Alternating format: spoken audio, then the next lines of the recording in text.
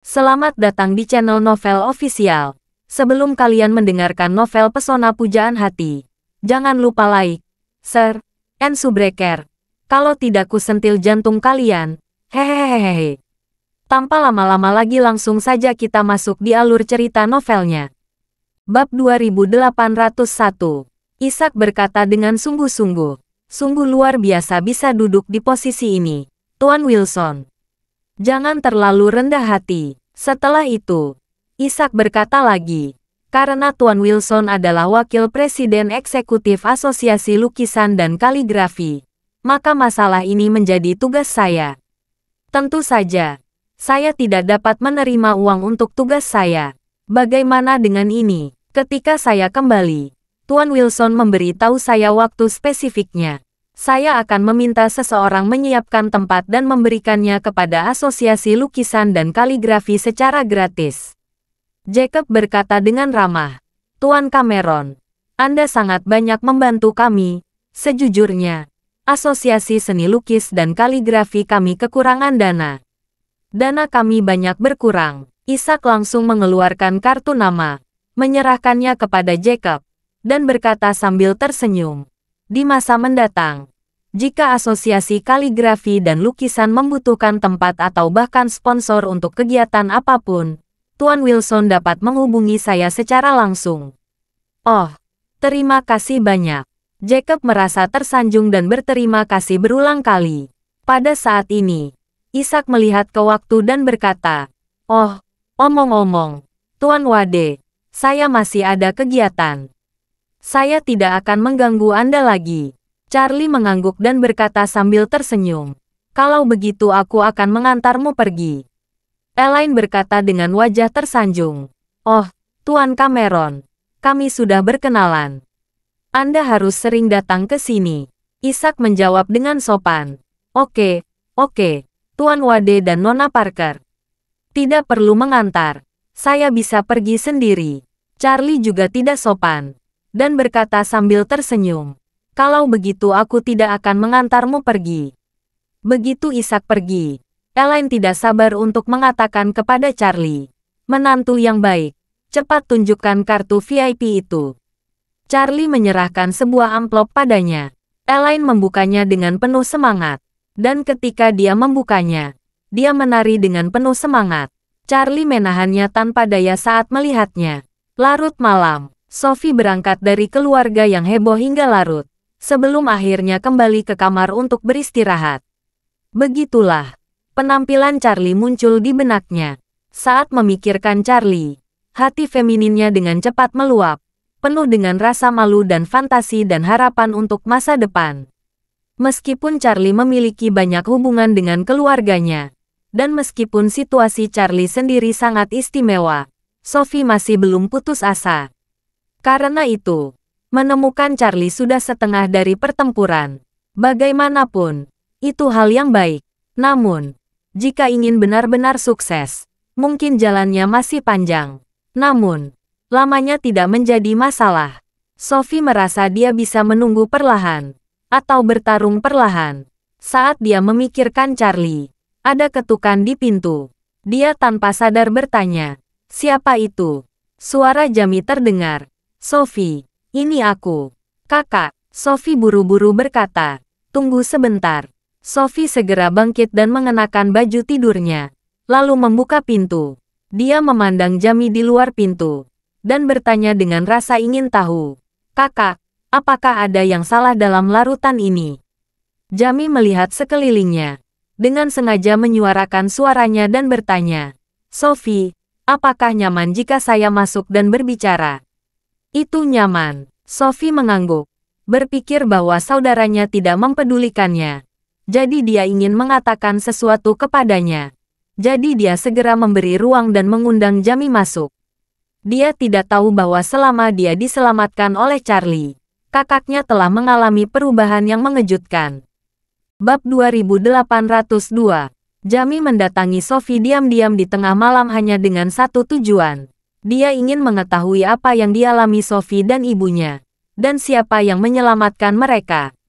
Di meja makan, dia mendengar ibunya menceritakan proses khusus pengalaman tersebut. Dalam ceritanya disebutkan orang-orang misterius menyelamatkannya tetapi tidak pernah muncul. Meskipun tidak ada celah yang jelas dalam logikanya, Jami selalu merasa ada yang tidak beres.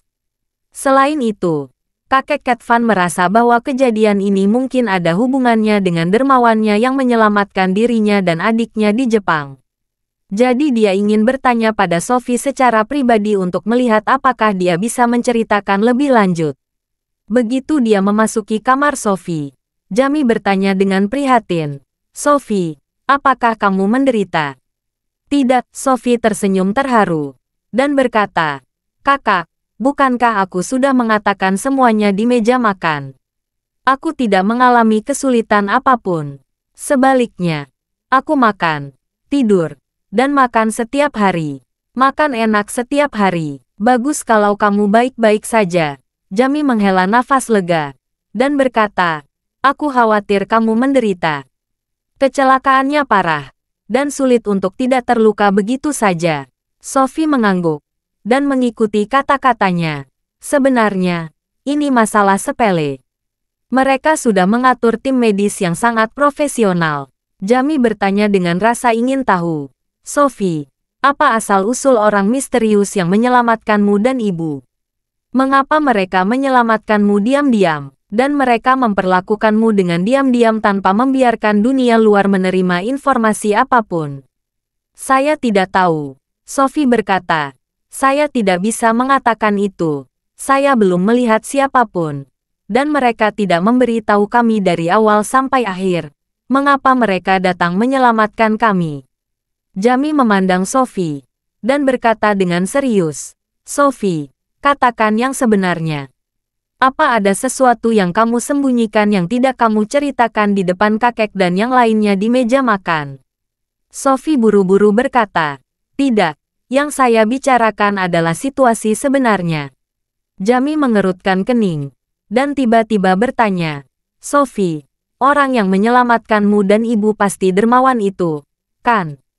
Kata-kata Jami yang tiba-tiba membuat Sophie sedikit terkejut, dan dia kembali sadar setelah beberapa saat, dan buru-buru menyangkal. "Bagaimana mungkin, saya mencoba segala cara untuk mencari dermawan itu, tapi tidak berhasil. Selain itu, dermawan pasti berada di Jepang. Dia tidak akan datang ke Aorus Hill." Jami mengamati ekspresi Sophie, melihat saat dia menyebutkan dermawan. Ekspresi Sophie jelas sedikit terkejut dan gugup. Penyangkalannya juga sedikit berusaha untuk menutupi. Mengenal adiknya dengan baik, dia hampir yakin bahwa adiknya berbohong. Orang yang benar-benar menyelamatkan dia dan ibunya pasti dermawan yang menyelamatkan dirinya dan adiknya di Kyoto, Jepang. Memikirkan hal ini, Jami tiba-tiba menjadi gugup. Derwan itu menguasai puncak dengan kekuatan luar biasa. Dia dapat dengan mudah membunuh beberapa ninja top sendirian tanpa terluka. Kekuatan semacam ini hampir tidak mungkin dilawan oleh keluarga Schultz. Jika dia benar-benar menyelamatkan ibu dan Sophie, itu membuktikan dia ada di Aorus Hill. Dengan cara ini, akan ada jawaban atas hilangnya paman kedua dan ayah. Selain dia, aku tidak bisa memikirkan yang lain. Jika seperti ini, meskipun dia menyelamatkan ibu dan Sophie, dia mungkin berada di sisi berlawanan dengan keluarga Schultz. Jadi, Jami memutuskan untuk menambahkan beberapa detail. Pada saat ini, dia menghela napas pelan, menatap Sophie, dan berkata dengan sedikit kecewa, "Sophie, kita tumbuh bersama, dan kita selalu memiliki hubungan yang sangat baik. Kita telah mengalami hidup dan mati bersama di Jepang. Sebagai seorang kakak, saya memiliki 11 juta hal untuk kebaikanmu di hati saya. Jadi apa yang harus kamu sembunyikan dariku?" Ketika Sophie mendengar ini, dia merasa sedikit bersalah, dan nada bicaranya menjadi lebih meyakinkan. Dia ragu-ragu dan berkata, "Kakak, aku tidak." Bab 2803. Jami bertanya padanya, "Kamu benar-benar mengira kakakmu bodoh? Setelah bertahun-tahun, aku tidak bisa melihatmu. Kamu jelas-jelas berbohong." Saat dia mengatakan itu, Jami berkata tanpa daya, "Hei, apa yang harus kamu sembunyikan dariku tentang masalah ini? Dermawanmu bukan dermawanmu saja. Dia juga dermawanku. Dia juga menyelamatkanku. Aku tahu kamu ingin membalas budimu. Aku juga ingin membalas budi. Jika dia menyelamatkanmu dan ibu, keluarga Schultz kita membantu 4 nyawanya. Jika ada kesempatan, saya pasti akan berlutut dan berterima kasih padanya secara langsung. Tapi kamu selalu menutupinya. Jangan bilang saya tidak memiliki kesempatan untuk berterima kasih kepada dermawan saya secara langsung di masa depan. Pertahanan psikologis Sophie tiba-tiba dikalahkan. Karena dia tidak menyadari bahwa kakaknya Jamie telah memulai awalan moral. Tiba-tiba, dia terjebak dalam dilema. Di satu sisi, dia berjanji pada Charlie untuk tidak mengungkapkan identitasnya. Namun di sisi lain, kakaknya sepertinya sudah menebak garis besar masalahnya, dan mengatakan sesuatu sehingga dia tidak tahu bagaimana cara menolaknya. Setelah dicantumkan, Sophie merasa, karena kakak saya sudah menebak ini, saya akan menegaskan tebakannya, agar tidak membuatnya tidak senang. Mengenai informasi lebih lanjut tentang dermawan, saya tidak akan mengungkapkannya. Jadi, dia tidak punya pilihan selain mengatakan, kakak, tebakanmu benar. Orang yang menyelamatkan ibu dan aku memang dermawan itu. Jantung Jamie berdetak kencang, seperti yang diharapkan. Kakek Schultz sudah tua tapi masih licik. Dia belum pernah bertemu dermawan. Tapi kakek bisa menebak itu dia. Jika dia tidak mengingatkanku, aku tidak akan memikirkan level ini. Jadi, dia sengaja berpura-pura sangat bersemangat. Dan berkata dengan bersemangat, oh, benar-benar dermawan. Sungguh luar biasa. Sophie, kapan kamu akan mengajakku bertemu dermawan? Aku harus berterima kasih padanya secara langsung. Sophie buru-buru berkata, kakak, saya tidak tahu di mana Tuan Dermawan. Jamie bertanya dengan heran, apa maksudmu? Bukankah kamu bertemu dengannya? Sophie berkata, saya melihatnya. Tetapi Dermawan tidak mengungkapkan apapun dan meminta saya untuk merahasiakannya dari ibu.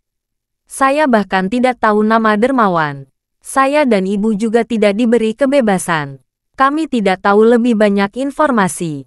Saat dia mengatakan itu, dia takut Jamie tidak akan mempercayainya. Dan berkata lagi, Dermawan adalah orang dengan rasa misteri yang kuat. Dia tidak ingin mengatakan apapun. Kamu juga tahu ini. Saat dia menyelamatkan kita di Jepang, dia tidak menyebut namanya. Dia bahkan tidak mengucapkan kata pun kepada kita berdua. Mungkin Master Top seperti ini memiliki temperamen seperti itu. Ketika Jamie mendengarnya, dia tidak bisa menahan perasaan kecewa. Dia tidak meremehkan kata-kata Sophie. Karena, Dermawan itu memang sangat rendah hati. Dan sangat dingin. Dan dia tidak mau meninggalkan petunjuk apapun kepada orang lain. Memikirkan hal ini, dia buru-buru berkata, menurutku, Dermawan pasti ada di Aurus Hill. Kita bisa terus mencarinya. Kali ini cakupannya jauh lebih sempit dari sebelumnya. Agaknya kita bisa menemukan beberapa petunjuk. Sophie takut saudaranya akan petunjuk melihatnya. Jadi dia berpura-pura setuju dengannya dan mengangguk berulang kali. Kakak, kamu benar. Aku baru saja memikirkan hal ini. Karena kita dapat mencakup ruang lingkup di Aurus Hill saja. Ini seharusnya jauh lebih mudah. Setelah itu, dia berkata lagi, tapi kita harus tetap rendah hati dan tidak mencarinya secara besar-besaran. Lagi pula, kita berada tepat di bawah hidung Dermawan, dan dia tidak ingin kita dipasang. Kalau dia tahu, dia mungkin akan marah, atau bahkan mungkin akan meninggalkan Aurus Hill. Jamie juga setuju dengan kata-kata Sophie, dan buru-buru berkata, jangan khawatir tentang ini, aku akan menemukan jalan. Bab 2804. Setelah mendapatkan informasi yang dia inginkan, Jamie berkata kepada Sophie, Sophie, kamu pasti lelah. Istirahatlah, kita bahas besok kalau ada hal lain. Sophie mengangguk. Oke, kakak. Jamie berdiri dan berkata, oke, aku akan kembali ke kamarku. Sophie mengirim Jamie ke pintu, lalu kembali ke tempat tidur. Dia kembali memikirkan Charlie. Dan dia benar-benar tenggelam di dalamnya. Pada saat ini, Jamie kembali ke kamar dengan cemas. Hal pertama yang dia lakukan adalah segera mengirimkan pesan suara kepada kakeknya Cat Van. "Kakek, aku sudah bertanya pada Sophie. Yang menyelamatkan dia dan ibu memang benar orang Cina yang menyelamatkan kami berdua di Jepang." Cat Van, yang sedang duduk sendirian di ruang kerja sambil minum teh, setelah mendengar suara ini, dia tiba-tiba bangkit dari kursi dan tidak bisa bergerak untuk waktu yang lama. Dia bertanya, bagaimana orang yang bersekongkol itu bisa menjadi musuh keluarga Schultz? Mungkinkah saya merasa kesal pada Helen karena apa yang saya lakukan? Apa bedanya? Mengapa dia menculik mereka? Orang itu menyelamatkan Sophie 2 kali. Dia pasti banyak hal dengan Sophie. Jika Sophie menyalahkan saya atas kejadian ibunya, Tuan misterius ini pasti akan digunakan olehnya di masa depan, dan pasti akan melawan saya. Bahkan jika keluarga Harker mau bekerja sama denganku lagi, aku khawatir mereka bagai setetes air di ember di hadapannya. Kekuatan orang ini tidak terbayangkan. Keluarga Harker tidak akan bisa menandingi. Begitu dia memikirkan hal ini, Cat Van bahkan ketakutan lebih jauh di dalam hatinya. Dia bahkan berpikir, mengapa saya mengaku bersalah kepada Sophie dan ibunya? Jika Sophie dapat meredakan kebenciannya terhadap saya, mungkin itu akan berubah. Tapi kemudian dia menanamkan, tidak, sepertinya salah. Bahkan jika Sophie membenciku, dia tidak punya alasan untuk membenci ayah kandungnya. Ayah kandungnya dikirim ke Australia olehku dan tidak terlibat dalam kecelakaan mobil ibunya. Dia tidak punya alasan untuk meminta master itu menyerang ayahnya. Paman keduanya juga tidak ada kesamaan dengan kejadian ini. Tapi meski begitu, keduanya menghilang satu demi satu. Sudah pasti mustahil Sophie yang memberi instruksi. Dengan cara ini, semuanya tampak berbeda dari apa yang saya pikirkan sebelumnya. Master misterius ini seharusnya tidak bertindak sepenuhnya sesuai dengan suka dan tidak suka Sophie. Dia pasti menggunakan suka dan tidak suka sendiri untuk bertindak. Karena dia menggunakan kesukaan dan ketidaksukaannya sendiri. Dia pasti mengincar keluarga Schultz, Stephen dan Sheldon. Karena alasan sendiri. Itu pertanyaannya lagi. Kapan keluarga Schultz saya merasakan perasaannya? Cat Van berada di ambang sakit jiwa. Dan dia tidak tahu apa yang salah di baliknya. Sekarang dia hanya merasa bahwa orang itu sangat membuatnya tidak aman. Bagaimanapun, pihak lain adalah eksistensi yang dapat membunuh beberapa ninja top dengan tangannya sendiri. Jika dia benar-benar datang kepadanya, kemampuan pertahanan keluarga Schultz saat ini mungkin tidak dapat bertahan sama sekali. Memikirkan hal ini, dia segera menelepon Arrington. Dan segera setelah panggilan itu tersambung, dia berteriak dan bertanya, "Arrington, kamu di mana?" Lingkungan di sisi Arrington sedikit bising, dan mesin helikopter meraung keras. Arrington berteriak keras, "Tuan, saya menuju ke Montcholne. Masih ada sekitar 100 km lagi. Saya akan sampai dalam waktu setengah jam." Cat Van berkata, "Arrington, ingatlah baik-baik. Apapun yang terjadi, kamu harus berhasil mengundang keluarga Harker. Bahkan jika itu 2 miliar, kamu jangan ragu. Pastikan meminta mereka datang secepat mungkin. Dalam waktu singkat, seluruh keluarga Harker pindah ke Sudbury." Arrington terkejut. "Tuan, apa ada yang salah?" Cat Van berseru, "Jangan banyak bertanya. Ingat apa yang saya katakan. Yang terbaik adalah meminta mereka berangkat besok pagi.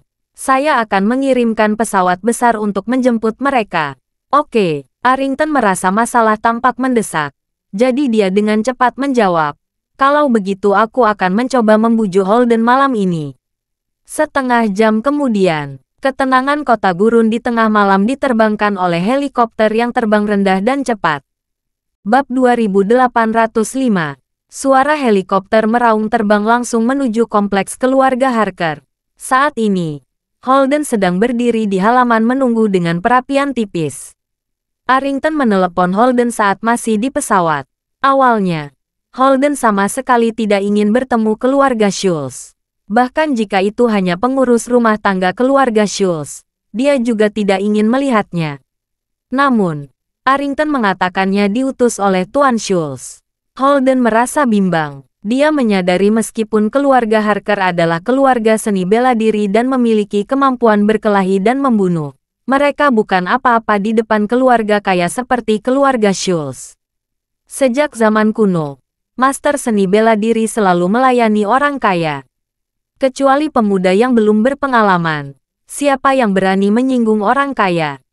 Terutama keluarga seni bela diri dengan fondasi ratusan tahun seperti keluarga Harker. Mereka tidak berani menyerang yang kuat. Karena keluarga kaya dapat sepenuhnya menghancurkan fondasi keluarga Harker yang berusia berabad-abad. Oleh karena itu, Holden berpendapat bahwa, apapun yang terjadi, jika Arrington datang ke sini atas nama Tuan Schultz, dia tidak dapat langsung menolaknya. Setidaknya dia harus berperilaku baik di permukaan. Bersama Holden adalah Yuvin Harker, putra tertuanya. Dia adalah kakak tertua Yasita dan andalan generasi penerus keluarga Harker. Melihat helikopter mendarat perlahan, ekspresi Holden kurang lebih nyaman. Berpikir bahwa dia harus bertindak pada kesempatan itu dan berpura-pura sopan kepada keluarga Schultz yang membunuh cucunya. Dia juga merasa agak tidak nyaman. Di sisi lain, Yuvin mengingatkannya sebelum helikopter mendarat. Ayah, kita akan menemui Arrington. Kamu harus mengendalikan emosimu dan jangan marah. Holden merasa sedikit tidak nyaman ketika mendengarnya. Nyatanya, dia juga tahu dia tidak bisa marah pada Arrington. Tapi apa yang dikatakan putra sulungnya membuatnya merasa sedikit tercekik. Tapi dia tahu meskipun dia menahan amarahnya, dia tetap tidak bisa memunggungi Arrington. Ini membuatnya merasa semakin tidak nyaman. Yuvin sudah menebak tujuan perjalanan Arrington. Keluarga Schultz mencari keluarga Harker, dan mereka datang ke sini dengan tergesa-gesa, hanya untuk satu hal. Mereka membutuhkan keluarga Harker untuk sesuatu. Faktanya, keluarga Harker tidak memiliki keterampilan lain. Jika dia adalah sebuah toko, maka toko ini sebenarnya hanya memiliki satu produk. Omong-omong, itu juga sangat mirip dengan penjual popcorn di jalan. Apalagi yang bisa dibeli selain popcorn. Oleh karena itu, dia juga tahu pasti Arrington ingin merekrut keluarga Harker kembali ke keluarga Schultz. Ini cukup sesuai dengan harapannya. Karena sejak keluarga Harker menarik diri dari keluarga Schultz dan menghentikan kerjasama, kehidupannya sebagai putra sulung menjadi sangat ketat. Keluarga Harker biasanya menghabiskan banyak uang untuk menafkahi generasi muda berlatih. Mereka sekarang harus memotong anggaran sekarang. Yang lebih tidak masuk akal adalah untuk menemukan Rosalie. Dia menghabiskan ratusan juta. Beberapa ratus juta adalah uang yang banyak. Menghabiskan uang ini untuk menemukan seseorang di laut. Sejumlah uang itu masih belum cukup. Laut mencakup 70% dari luas permukaan bumi. 99% negara-negara di dunia tidak mampu mengetahui formasi kapal induk dari Amerika Serikat, apalagi mengetahui keberadaan Rosalie. Bab 2806. Yuvin telah menentang usaha pencarian Rosalie sejak awal. Dia berpendapat, seluruh dunia tahu Tuan Schultz makhluk Rosalie, dan keluarga Harker mencari Rosalie dalam keadaan seperti itu. Itu menunjukkan konfrontasi yang jelas dengan Tuan Schultz. Pilihan terbaik adalah keluarga Harker tidak mengatakan apa-apa dan tidak melakukan apa-apa. Sehingga Tuan Schultz dapat dengan jelas melihat bahwa keluarga Harker selalu berdiri bersama keluarga Schultz dan bersedia menerima nasib Rosalie untuk keluarga Schultz. Dalam hal ini, Tuan Schultz pasti akan memberi lebih banyak manfaat kepada keluarga Harker. Mereka bisa memanfaatkan hidup Rosalie untuk mendapatkan lebih banyak keuntungan bagi keluarga Harker. Itu bisa dianggap sebagai kematian yang layak. Sangat mengerikan karena kematian Rosalie. Adik perempuannya Yasita sangat marah. Dan lelaki tua itu harus menarik garis dengan keluarga Harker. Ini luar biasa. Sebenarnya, kematian Rosalie dapat ditukar dengan beberapa keuntungan. Tetapi pada akhirnya keuntungan tersebut tidak ditukar. Dan pendapatan keluarga Harker sendiri termasuk hilang sepenuhnya. Menurutnya ini tidak rasional. Oleh karena itu, dia sekarang sangat ingin keluarga Harker dapat membangun kembali hubungan kerja yang sama dengan keluarga Schultz. Tepat ketika Yufin penuh antisipasi, helikopter mendarat dengan mulus di halaman. Sebelum baling-baling berhenti sepenuhnya, Arrington sudah melompat keluar dari helikopter. Dia mengulurkan tangannya dan berlari ke arah Holden. Begitu dia mendatanginya, Arrington meraih tangan Holden dan berkata dengan hormat, "Tuan Harker, sudah lama tidak melihatmu." Holden hanya bisa mencibir. "Arrington, lama tidak bertemu. Bagaimana kabarmu?" Arrington menghela napas. "Tidak bagus. Tidak bagus sama sekali. Tanpamu, Tuan Harker, bisakah aku menjadi lebih baik?" Setelah selesai berbicara, dia buru-buru berkata lagi, "Tuan Schultz secara khusus meminta saya untuk menyapa Anda. Dia merasa sangat bersalah dan sangat menyesal. Sebenarnya, Tuan ingin datang ke sini secara pribadi, tetapi sangat jauh. Dia sudah tua dan tidak tahan dengan masalah. Jadi dia tidak punya pilihan selain meminta saya datang ke sini atas namanya." Holden hanya bisa berkata dengan ekspresi agak tersanjung, "Oh, orang seperti apa saya?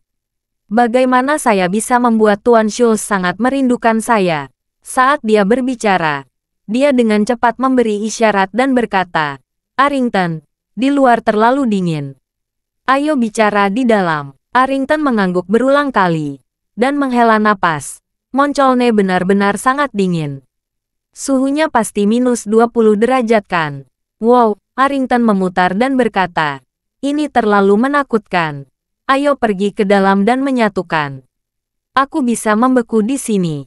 Holden membawa lebih maju dan membawa ke aula utama. Begitu Arrington memasuki aula utama, dia tidak dapat menahan diri untuk bertanya, Tuan Harker, mengapa ruangan ini masih sangat dingin?" Iscliffe cukup dingin di musim dingin, tapi ruangannya dipanaskan. Suhu ruangan 20 derajat. Di ruanganmu, mungkin tidak sampai 10 derajat. Holden tersenyum dan berkata, "Latihan yang dilakukan oleh keluarga Harker cukup istimewa. Semakin rendah suhunya, semakin baik. Itu sebabnya kami datang ke Moncolne. Ada sedikit pemanas di aula utama, yang suhunya dijaga di atas 0. Tidak akan membeku. Kalau Anda datang ke kamar tempat tinggal anak-anak, bahkan tidak ada sedikit pun pemanas. Suhunya biasanya sekitar minus 10 derajat. Ya ampun." Arrington mengutipnya dan berkata, "Untungnya, aku bukan keluarga Harker. Aku akan mati beku." Holden tersenyum sedikit dan berkata kepada Yufin yang mengikutinya, "Yufin, pergi dan bawakan sepanci arang untuk Arrington. Minta seseorang untuk menyalakan api." Bab 2807. Yufin buru-buru berkata, "Baik, Ayah."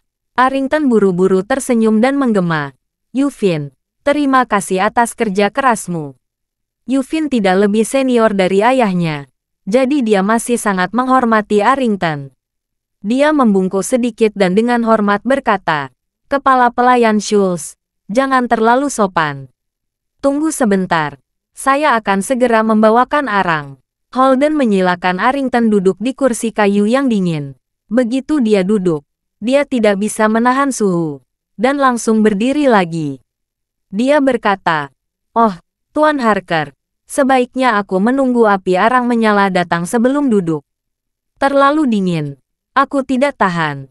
Holden mengangguk dan berkata, "Itu karena kami tidak melayani dengan cukup baik." Arrington menggerakkan tangannya dengan tergesa-gesa. "Aku yang datang mengganggumu di malam hari. Aku terlalu lancang." Holden tidak melanjutkan percakapannya dengan sopan, dan bertanya, "Arrington, saya tidak tahu mengapa Tuan Schultz meminta Anda datang kemari." Arrington buru-buru berkata, "Tuan Harker, seperti ini. Tuan Schultz merasa sangat bersalah dan malu tentang Rosalie. Dia tahu Anda pasti marah padanya. Dia mengirim saya untuk menemui Anda dan menyampaikan permintaan maaf pada keluarga Harker. Dia juga berharap dapat mengubah permusuhan menjadi persahabatan dengan Anda." Holden tertawa datar dan berkata, "Arrington, tolong kembali dan beritahu Tuan Schultz. Bagaimanapun juga nama keluarga Rosalie adalah Schultz. Meskipun keluarga Harker saya membesarkannya, tetapi karena dia dikirim kembali ke keluarga Schultz, itu sama saja dengan mengirimnya kembali ke keluarga Schultz. Tuan Schultz memutuskan untuk mengorbankannya demi keluarga Schultz. Meskipun saya juga kakek Rosalie, saya orang luar. Tuan Schultz tidak perlu meminta maaf kepada saya. Apa yang dikatakan Holden tidak berasal dari hati. Dia sebenarnya sangat mencintai Rosalie. Cat Van memerankan Rosalie, dan dia merasa sangat marah. Namun, dia tahu kekuatan keluarga Schultz. Jika dia mengatakan dia membenci keluarga Schultz di depan Arrington, dia pasti akan mengubah keluarga Schultz menjadi musuh. Oleh karena itu, dia sengaja menggunakan retorika semacam ini bahwa Rosalie berasal dari keluarga Schultz dan dirinya adalah orang luar. Di satu sisi, dia tidak bisa langsung menyinggung keluarga Schultz tentang topik ini. Dan di sisi lain, dia juga bisa mengungkapkan ketidakpuasannya dengan keluarga Schultz dengan cara yang halus. Lagi pula, seseorang yang tega mengorbankan cucunya sendiri tidak layak untuk persahabatan lebih lanjut. Yang terbaik adalah mendaki jalan mereka masing-masing di masa mendatang. Tidak ada yang mengganggu satu sama lain lagi. Arrington orang yang cerdas. Dia memahami arti kata-kata Holden. Tapi dia masih berkata dengan sangat jenaka, "Tuan Harker, Anda benar. Rosalie adalah putri tidak sah dari Tuan Muda. Dia pasti berdarah keluarga Schultz. Namun, Tuan masih merasa Anda adalah keluarga. Bagaimanapun, setengah dari darah yang mengalir di tubuh Rosalie berasal dari keluarga Harker." Sedikit kesal, Arrington tidak mau mengubah topik pembicaraan tentang Rosalie. Dia tidak ingin lagi membahas topik ini. Mengapa dia masih mempertahankannya? Tepat ketika dia bingung, Arrington berkata, "Tuan Harker, sebenarnya yang dimaksud Tuan adalah bahwa keluarga Harker dan keluarga Schultz tidak dalam hubungan Tuan pelayan biasa. Lagi pula, keluarga Harker melahirkan seorang keturunan untuk keluarga Schultz.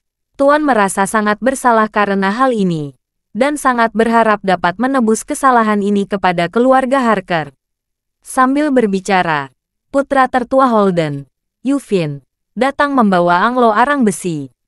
Mendengar ini, dia sangat gembira, dan sambil meletakkan anglo di depan Arrington, dia tidak bisa menahan diri untuk menunggu kata-kata Arrington selanjutnya.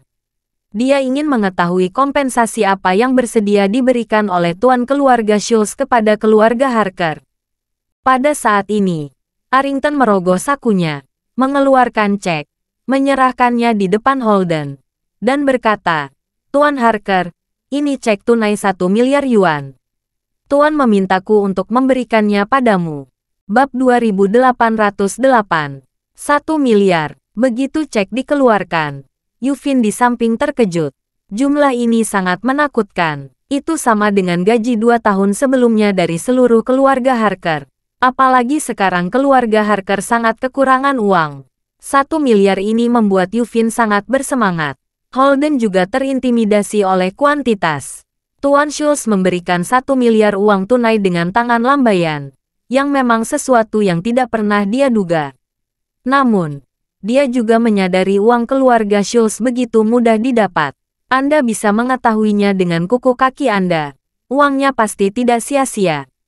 Jadi alih-alih mengambil cek, dia malah bertanya, "Arrington, saya tidak tahu mengapa Tuan Schultz meminta Anda untuk membawa cek ini." Arrington berkata dengan serius, "Tuan Harker, Tuan berkata bahwa dia merasa sangat bersalah terhadap keluarga Harker, dan berharap memberi kompensasi untuk keluarga Harker. Selain itu, dia juga berharap bisa terus mempertahankan hubungan kerja sama sebelumnya dengan keluarga Harker. Jadi lelaki tua itu secara khusus meminta saya menyampaikannya kepada Anda. Jika keluarga Harker bersedia melanjutkan kerja sama dengan keluarga Schultz, gaji tahunan akan langsung bertambah menjadi 2 miliar. Tidak masalah juga jika keluarga Harker tidak bersedia. Anda bisa mengambil 1 miliar ini sebagai kompensasi untuk keluarga Harker." Holden sedikit terkejut. Dia bisa menebak keluarga Schultz pasti berharap untuk terus bekerja sama dengan keluarga Harker. Tetapi dia tidak mengira lelaki tua Schultz akan melipat gandakan harga. Uang tunai 2 miliar setahun. Konsep apa ini? Berdasarkan rasio harga pendapatan 20 kali. Perusahaan yang terdaftar dengan kapitalisasi pasar 40 miliar akan memiliki laba sepanjang tahun sebesar 2 miliar. Di pasar saham domestik, rasio harga pendapatan sebagian besar perusahaan di atas 50 kali lipat. Dengan kata lain, bagi banyak perusahaan dengan nilai pasar 100 miliar, puluhan ribu orang bekerja keras sampai akhir, dan laba tahunan mereka hanya 2 miliar. Dan jika keluarga Harker kembali ke pelukan keluarga Schultz, mereka akan segera menerima gaji tahunan sebesar 2 miliar. Ini seperti batu bata emas yang jatuh dari langit. Untuk sesaat, Holden tercengang, sementara Yufin di sekitarnya sudah bersemangat. Dia beranggapan ini adalah kesempatan luar biasa yang tidak dapat diberikan oleh keluarga Harker. Jika mereka memanfaatkan kesempatan ini, keluarga Harker pasti akan bisa terbang ke langit. Dengan penghasilan yang murah hati ini, keluarga Harker di masa depan mungkin bisa menjadi keluarga seni bela diri nomor 1 di negara ini. Dan dia akan ditakdirkan menjadi kepala keluarga berikutnya dari keluarga seni bela diri nomor 1 di negara ini. Dia dan keluarga Harker dapat terbang ke langit. Holden juga agak tersentuh. Meskipun dia tahu bahwa putrinya Yasita pergi ke Aurus Hill untuk bertemu dengan tuan muda dari keluarga Wade, dan keluarga Wade juga pasti ingin bekerja sama dengan keluarga Harker, tetapi dia percaya bahwa tidak mungkin bagi keluarga Wade menawarkan harga tinggi untuk keluarga Harker. Ini 2 miliar tahun. Baru pada saat inilah dia menyadari garis bawah seseorang bisa berubah. Kadang-kadang, dia berpikir bahwa garis di bawahnya sangat jelas dan sikapnya sangat tegas. Tetapi dia tidak pernah menghadapi godaan yang cukup kuat. Begitu anggapan ini melebihi ekspektasi psikologis seseorang, atau bahkan secara langsung memberikan kejutan super pada dirinya yang akan menghancurkan dunia. Semua esensi akan hilang saat ini. Memang benar keluarga Schultz menyerah pada Rosalie. Bahkan diciptakan Rosalie, yang benar-benar membuat Holden sangat marah. Kemarahan semacam itu seperti api hutan yang tak terbatas, berkobar-kobar, dan tidak mungkin dipadamkan dengan kekuatan luar biasa. Namun, saat mendengar banderol harga 2 miliar, amarah di hatinya seakan mereda dalam sekejap. Seolah-olah tsunami tiba-tiba menyapu hutan yang baru saja terbakar dengan kecepatan dan energi yang besar. Kebakaran hutan yang ganas langsung meredam. Bab 2809. Tsunami cukup membanjiri seluruh kebakaran hutan. Ini adalah kekalahan garis bawah. Arrington tidak berbicara untuk waktu yang lama. Matanya, seperti elang, mengamati ayah dan anak di depannya dengan sangat tajam. Dia dengan kuat mengingat semua perubahan di wajah, mata, dan bahkan gerakan mereka. Mengamati kata-kata dan sikap adalah keanggotaan terbesar Arrington. Setelah berada di sisi Tuan Schultz bertahun-tahun, matanya hampir lebih akurat daripada pendeteksian dokumen. Dia dapat dengan jelas dan tegas menilai bahwa ayah dan anak di depannya sudah berbohong. Ini membuatnya akhirnya menghela nafas lega. Dia diam-diam berpikir, Tuan khawatir 2 miliar tidak akan merugikan keluarga Harker. Tampaknya nilai psikologis keluarga Harker tidak mencapai yang diperkirakan Tuan. 2 miliar tampaknya terlalu banyak. Jika saya mulai dari 1 miliar di awal diskusi, setelah beberapa tarik-menarik, keluarga Harker pasti akan diselesaikan dengan 1,5 miliar. Setidaknya 500 juta tidak hilang sia-sia. Jika harga ini berlanjut, 2 miliar setahun, setidaknya 20 miliar lebih dalam 10 tahun. Arrington bersinggungan. Namun, keluarga Schultz sedang dalam krisis besar. Dan keselamatan lelaki tua itu sendiri telah menjadi masalah. Sekarang bukan saatnya untuk menawar. Yang terpenting adalah cepat berkeluarga Harker dan melakukan yang terbaik untuk melindungi keselamatan lelaki tua itu. Lelaki tua itu pasti sudah memiliki rencana sendiri. Harga ini hanya akan dipertahankan untuk keluarga Harker paling lama 1 atau 2 tahun. Setelah krisis teratasi, orang tua itu pasti tidak akan terus mendukung keluarga Harker dengan harga setinggi itu lagi. Memikirkan hal ini, Arrington merasa sedikit lebih nyaman. Dia segera bertanya kepada Holden, "Tuan Harker, bagaimana lokasinya?" Holden merasakan sakit kering di tenggorokannya, menelan ludahnya. dan kemudian berkata, "Aku tidak pernah mengira Tuan Schultz akan sangat menghargai keluarga Harker." Arrington berkata sambil tersenyum, "Tentu saja, Tuan, kami telah lama mementingkan keluarga Harker." Saat dia mengatakan itu, Arrington menunjuk tangannya dan berkata sambil tersenyum, "Tuan Harker, mari kita berhenti membicarakan omong kosong seperti itu. Anda adalah kepala keluarga Harker. Anda harus memberi saya jawaban yang pasti atas undangan saya." Holden mengangguk. Dia dengan tenang menganalisis pro dan kontra dari keluarga Harker setuju atau tidak setuju dengan masalah ini. Jika setuju, manfaatnya tidak akan terhitung jumlahnya. Dia memiliki cukup uang dan dapat memberi junior keluarga Harker semua sumber daya yang dibutuhkan untuk berlatih seni bela diri dengan biaya berapapun. Mungkin dalam beberapa tahun, keluarga Harker akan mampu memunculkan sekelompok talenta luar biasa seperti Rosalie. Ini sangat penting bagi keluarga Harker, karena begitu kekuatan seluruh generasi muda membuat kemajuan besar, seluruh keluarga Harker akan dapat dengan cepat memisahkan diri dari lawan mereka. Keluarga Harker telah berdiri selama ratusan tahun. Impian terbesar setiap kepala keluarga adalah membuat keluarga Harker mencapai puncak di antara keluarga seni bela diri domestik. Mendaki ke puncak berarti melihat seluruh gunung kecil dalam sekejap, bukan lagi menjadi salah satu dari 8 keluarga besar, salah satu dari 4 keluarga besar, atau salah satu dari 3 keluarga besar. Sebaliknya, mereka yang terbesar dan terkuat, tidak ada yang lain. Ini adalah keuntungan menyetujui keluarga Schultz. Sebaliknya, apa kerugian yang menguntungkan keluarga Schultz? Holden memunculkan. Dan sepertinya selain merasa tidak nyaman dan kasihan pada Putri Yasita dan cucunya Rosalie, tidak ada yang tersisa. Benar-benar tidak ada. Di satu sisi adalah rencana lama keluarga Harker, dan di sisi lain adalah pengkhianatan terhadap putri dan cucunya. Dari awal keseimbangan ini, telah terjadi perbedaan yang sangat besar. Holden tiba-tiba merasa bahwa dia tidak perlu ragu lagi tentang pertanyaan seperti ini. Mengapa ragu? Bab 2810. Yufin, yang berada di samping, berkeringat deras. Melihatnya tidak menjawab pertanyaan Arrington. Yang paling dia khawatirkan sekarang adalah ayahnya mengalami korsleting otak dan dia menolak Arrington. Dia akan kacau. Jadi, dia buru-buru berkata, "Ayah, Tuan Schultz mengundang kami kembali dengan sangat tulus. Bahkan mengirim kepala pelayan datang jauh-jauh secara pribadi. Mengapa kita ragu?" Holden berkata dengan sepenuh hati, "Aku tidak ragu. Aku sudah membayangkannya. Aku belum memikirkan bagaimana mengutarakan." Tapi setelah dipikir-pikir, kata-kata putra terjawab dengan baik. Itu adalah langkah lain antara dirinya dan Arrington. Awalnya dia tidak tahu bagaimana membuka mulut. Jika langsung setuju seperti ini sepertinya terlihat agak menyukai uang. Meski setelah melihat uang itu, matanya benar-benar terbuka. Tapi tidak ada yang mau memakai topi seperti itu. Karena anak laki-laki berbicara lebih dulu, itu berarti dia memakai topi melihat uang terlebih dahulu.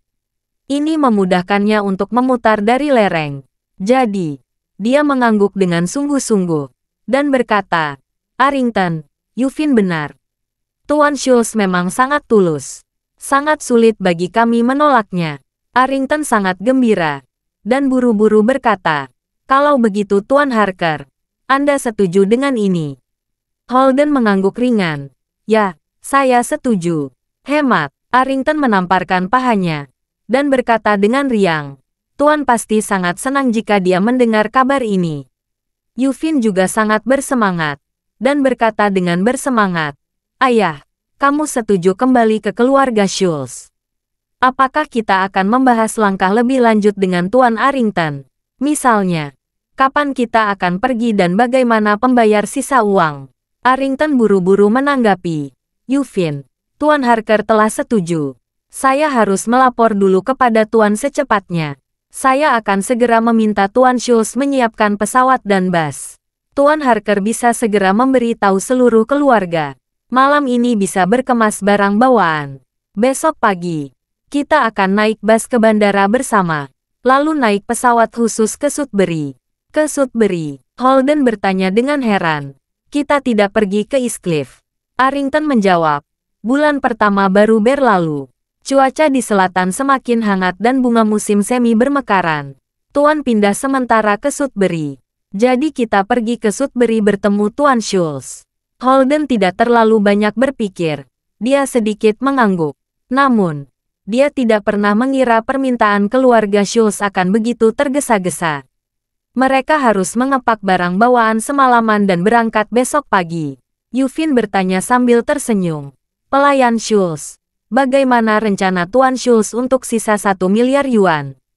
Arrington tersenyum dan berkata, Tuan Schultz bilang, jika keluarga Harker bersedia kembali bekerja sama dengan keluarga Schultz, seseorang dari keluarga Harker akan menandatangani kontrak segera setelah tiba di Sudbury. 1 miliar yuan berikutnya juga akan dibayar di tempat. Kami biasa membayar secara bulanan. Tidak akan terlalu merepotkan jika kami akan membayar semuanya setiap tahun. Wah, itu akan sangat bagus. Yufin sangat bersemangat. 2 miliar setahun. Sangat banyak. Jika ini adalah pembayaran 1 kali, itu bahkan lebih luar biasa. Jika pembayar secara bulanan, akan kehilangan banyak bunga secara virtual. Menyimpan 2 miliar di bank. Biarkan pengelola dana bank mengoperasikannya dengan santai. Tingkat pengembalian tahunan bisa mencapai lebih dari 10%, yaitu 200 juta. Terima kasih sudah mendengarkan cerita novel Pesona Pujaan Hati. Sampai jumpa di novel selanjutnya.